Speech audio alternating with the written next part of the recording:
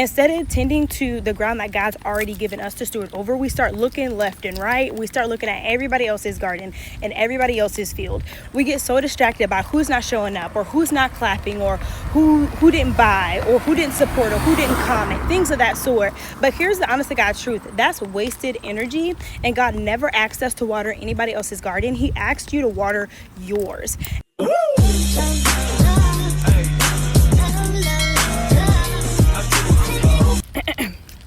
Hey y'all, welcome back to another Kingdom Konvos with Estelle. And if you've been following along, a couple weeks ago I talked about seeds, the seeds we plant with our words. And today I want to talk about something in addition to that, tailored to the importance of watering your own garden. So every one of us has been assigned something to steward over. That could be your family, that could be your business, that could be a ministry God's called you to serve on, or whatever season you might be in. God's calling you to steward over something.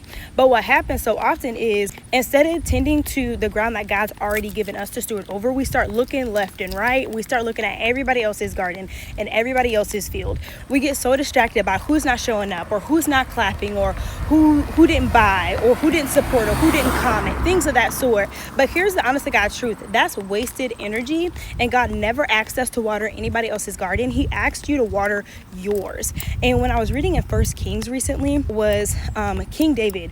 When he was old, his son, or one of his sons, Adonijah, tried to rule over the throne himself. He tried to take the throne for himself. He went out chasing influence. He went out chasing positioning. He went out chasing a crowd of people who would support this decision.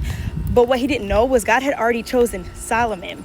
And when the time came, the right people came along with that, like Nathan the prophet, Bathsheba, Solomon's mama, and David's people. All of them confirmed him as king. And that's the reminder today. You don't have to fight for what God has already given you. You don't have to stress about who isn't supporting you. You don't need to stress about who is copying your methods or who's not clapping for you. If it's yours, God will establish it. And sometimes we miss that because we're too busy staring at the empty seats. We're too busy staring at who's not there, who's not supporting us. But hear me, God is saying, stop worrying about who's not in your stadium and focus on the ones who's already packing it out. The Bible says in Matthew 6, do not worry, because what worry does, you guys, worry robs us of momentum.